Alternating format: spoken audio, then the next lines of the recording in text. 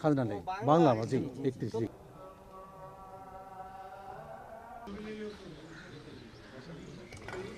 আমি মোহাম্মদ রাকিবুল ইসলাম পিতা মোহাম্মদ আবুল হোসেন 2016 সালে বাবর রংলাল কালু ঘোষের কাছ থেকে 3 কাঠা জমি ক্রয় করি, যার RS খতিয়ান 807, RS দাগ 2343। জমি কেনার পরে রংলাল বাবর কালু ঘোষ চতুর্থী উল্লেখ করে আমাকে পুরো জমিটা চারিদিকে পাঁচি দিয়ে জমি বিলবোর্ড দিয়ে আমাকে জমিটা বুঝিয়ে দিয়ে দেয়। 2021 সালে চণ্ডীপুরের রুবেল মাস্তান আমার 3 কাঠা জমির পাঁচির ভেঙে সেই জমিটা নিয়ে নেয়। আমি একথা শুনে আসি এবং তার কাছে আসি, কাগজপাতি নিয়ে আসি। সে কাগজপাতি চাইলে আমি তাকে কাগজপাতি দিই। 250-টিরও বেশি ডিজাইন অপশন নিয়ে ওয়ালটন স্মার্ট ফ্রিজ, বোঝে আপনার প্রয়োজন। সে আমার কাগজপাতি দেখে ছিঁড়ে ফেলে দেয়, ছিঁড়ে বলে যে জমির পুর আর আসবি না। আমাকে পিস্তল থেকে বলে যে জমির পুর আসবি না, ভয় দেখায়, এভাবে প্রাণনাশের হুমকি দেয়। জমিতে আসলে পিস্তল দিয়ে গুলি মারার হুমকি দেয়। আমি যেহেতু স্কুল শিক্ষক, আমি আসতে পারি না পুনরায়।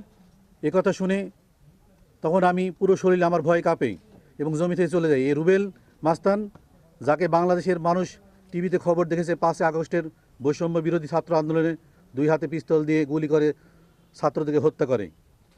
রুবেল একজন আওয়ামী লীগের সন্ত্রাসের ক্যাডার এবং ভূমিদস্যু। তার পার্টনার রুবেল বিশ্বাস, ওসির ড্রাইভার, এই দুজনে ভুয়া বাটোয়ারা করে রুবেল ড্রাইভার কাছে এই জমিটা হস্তান্তর করে। 2022 সালে দলিল করে।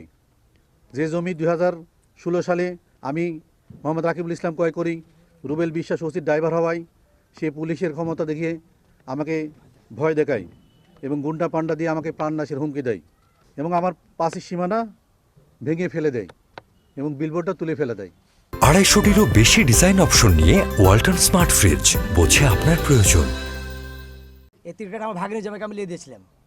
তা আমার ভাগ্নে জামাই যখন পাঁচির দিয়ে চলে এসেছি, পাঁচির দেওয়ার পরে রাত্রে এই পাঁচির আপনার 3 কাঠা দেখেন, এখনও ম্যাপটা আছেই, ম্যাপটা আছে, কিন্তু 3 কাঠা পাঁচির রাত্রে সব তুলে ফেলেছে ওনারা, কিন্তু ম্যাপ আছে আপনার 3 কাঠার। তারপরে আপনার আমি কী করলাম, যখন দেখলাম এই কাজ করলো, আমি কোর্টের আশ্রয় নিলাম, 144 ধারা জারি নিলাম। মানে ভাগিন জামাই যায়, নিজে যায়, ওই পক্ষ থেকে আপনার যায়, একসাথে যায় 44 ধারা জারি নিয়েছিল। এই 44 ধারা জারি নিয়ে আসার পরে ওই আপনার পাঁচির দেওয়ার জন্য ওই দেখাচ্ছে আপনার এখানে ইট ফেলছে। একে ইট ফেলার পরে তার আগে আপনার কিন্তু থানাতে কিন্তু একবার বসা হলো। থানাতে বসার পর কাগজপাতি দেখা দেখে হলো আপনার দুই পক্ষকে ডাকলো। আপনার 2 পক্ষ দেখার পরে ওখানে আপনার ওই রুবেল বিশ্বাস আপনার যে আপনার ওসি ড্রাইভার, উনি আপনার এখানে কাগজপাতি আপনার দেখানোর পরে আমাদের সাথে কাগজপাতিতে ওর মিল খেলো না মিল খাওয়ার জন্য ওই এখান থেকে আদেশ দিল যে আপনারা কোর্টে আপনার যে একটা বসার ডেট করেন। আমরা বসার ডেট করলাম, ওরা সেদিন কোর্টে যে উপস্থিত হলো না, আমরা আপনার উপস্থিত হলাম, ওনারা উপস্থিত হলো না। তারপরে আপনার দেখলাম যে কিরে হট করে আপনার ওই কাজ করার জন্য এখানে ইট ফেলার চেষ্টা করেছে। এই ইট ফেলার যে চেষ্টা করেছে, এই ইট ফেলার জন্য আপনার 44 ধারা যেহেতু আছে, তারপর তো এই কাজ করতে পারে না। আমি এটা থানাতে জানালাম, থানার ওসি সাহেবকে বললো যে এই কাজটা আপনি বন্ধ রাখেন, যেহেতু আপনার 44 ধারা জারি আছে, এখানে আপনি করতে পারবেন না। তারপরেও ভাগ্নি জামাইকে আপনার বিভিন্ন সময় যদি আপনার এইদিকে আসে, ওর সাথে দেখা হলে পারে উনি আপনার উল্টাপাল্টা কথাবার্তা বলছি যে আপনি যদি এখানে আসেন তাহলে আপনার সমস্যা আছে, আপনি বিপদে পড়বেন। আমি স্থানীয় ছেলেপেলেকে কিছু লেয় সাথে আপনার নিয়ে আপনার একে ভয় ভিত্তি দেখে এই জায়গাতে আপনার আসতে নিষেধ করে।